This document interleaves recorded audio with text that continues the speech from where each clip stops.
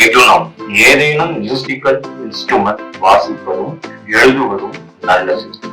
கோவில் பிடிமண் வீட்டில் வைத்து வணங்குவது நல்லது. நட்பினால் தோல்வி வராது. ராசியில் குரு வருகிறார். இவர்களின் மைனஸ் பிடிவாதம். விட்டு கொடுப்பது நல்லது. பிடிவாதத்தை விட்டு கொடுப்பது நல்லது. வம்புகள் நிறைய வரும்.